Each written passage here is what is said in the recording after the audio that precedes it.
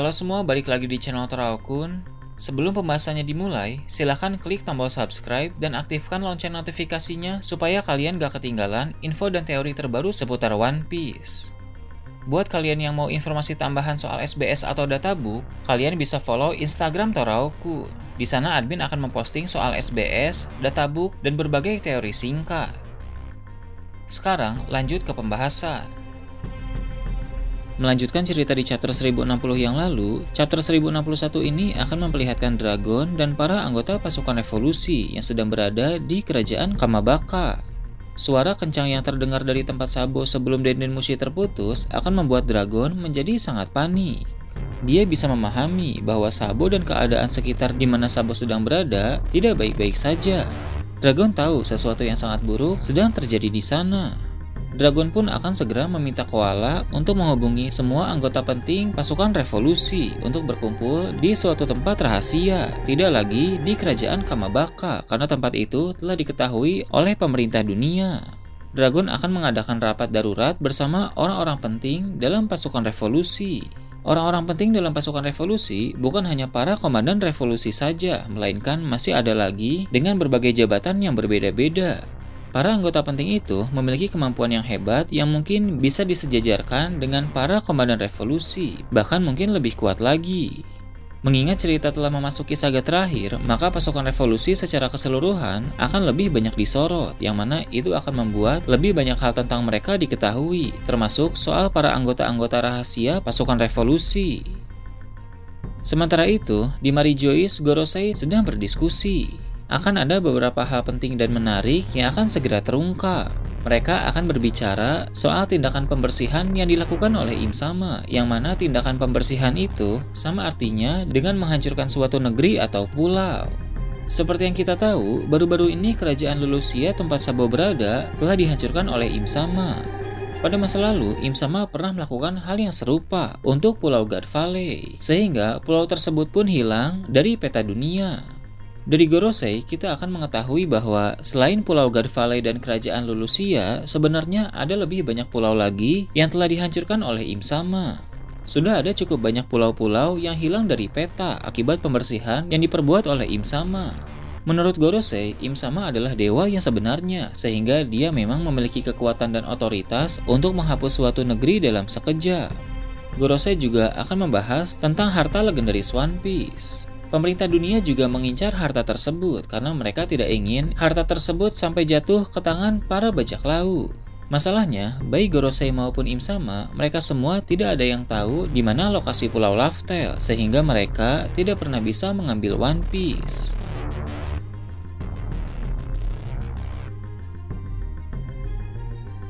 Dalam diskusi Gorosei, mereka juga akan membicarakan soal kemungkinan masih akan ada pembersihan lanjutan yang dilakukan oleh Im Sama. Itu artinya, Gorosei menduga Im Sama punya rencana menghancurkan kerajaan-kerajaan lain selain Lulusia.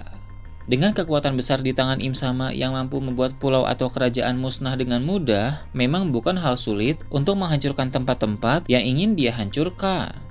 Namun, tentu dalam melakukan pembersihan semacam itu, Im Sama memiliki pertimbangan matang, tidak boleh asal menghancurkan saja. Maka dari itu, rencana Im Sama untuk menghancurkan tempat lain selain kerajaan Lulusia pasti didasari oleh alasan yang kuat.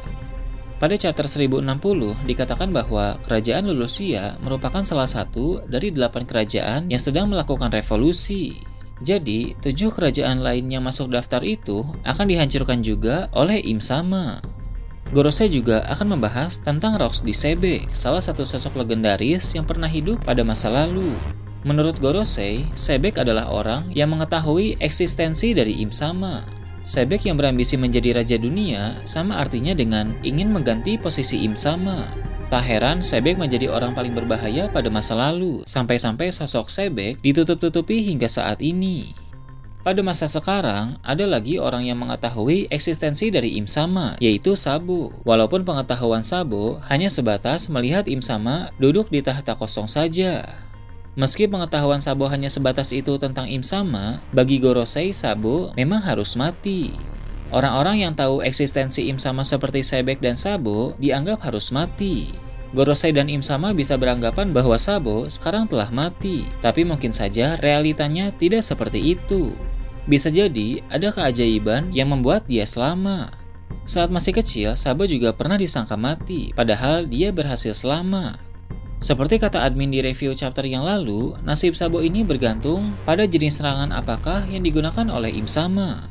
Jika serangan Im Sama ini merupakan kekuatan buah iblis yang dilapisi haki, kemungkinan besar Sabo akan sangat kritis dan mungkin tidak selamat. Tapi, jika serangan Im Sama ini merupakan serangan biasa yang berasal dari senjata tanpa haki, maka Sabo pasti akan selamat karena Sabo pengguna buah iblis Logia.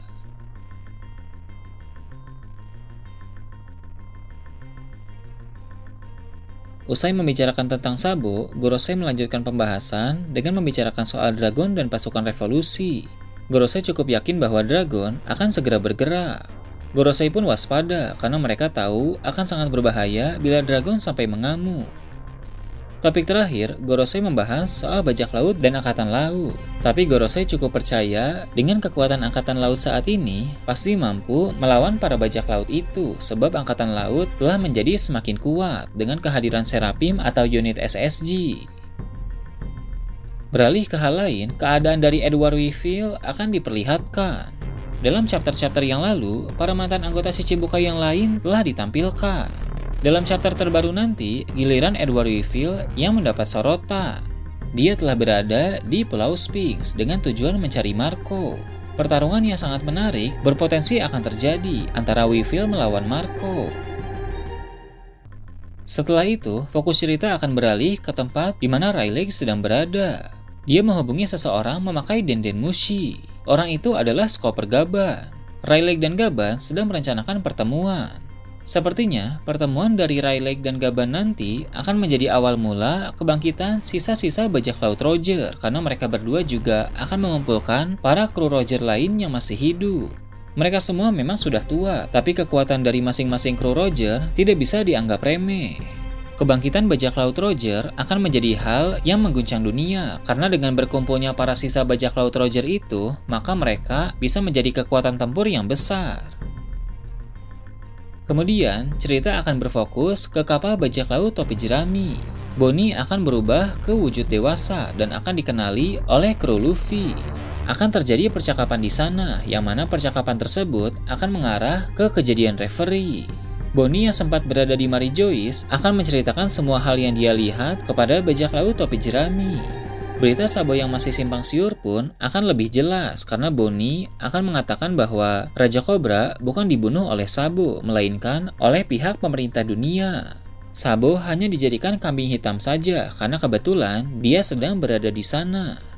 Dalam cerita ke depan nanti, Bonnie akan beraliansi dengan Luffy. Peran Bonnie sebagai aliansi akan sangat penting dalam saga terakhir, mungkin hampir mirip seperti peran Lau dalam saga yang lalu. Selain Jewelry Bonnie, salah satu generasi terburuk yang akan muncul adalah Urouge, karena sampai saat ini kemunculannya memang sangat jarang. Dengan begitu, semua generasi terburuk yang dulu muncul di Sabaody akan terlibat dalam konflik cerita di dunia baru. Kemudian, akan memperlihatkan siluet dari sosok misterius di suatu tempat. Narator akan menjelaskan bahwa sosok itu adalah legenda yang selama ini sedang bersembunyi. Dalam salah satu event Jam Festa, Eiichiro Oda pernah mengatakan bahwa ada sosok legenda yang sedang bersembunyi. Namun, siapa legenda itu masih belum terungkap. Nah, di chapter ke depan nanti, mungkin akan menjadi awal kemunculan bagi sang legenda itu. Pada bagian akhir, bajak laut topi jerami dan Bonnie akan melihat sebuah pulau.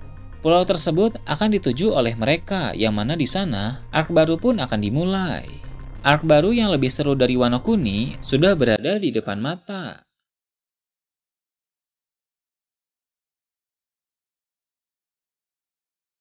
Nah itu tadi, prediksi chapter 1061 dan kedepannya.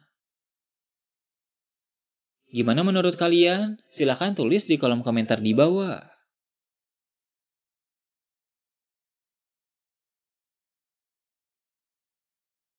Oke, segitu aja untuk pembahasan kali ini. Jangan lupa like, share, dan subscribe untuk video menarik selanjutnya. Gue Toraukun, Shambles.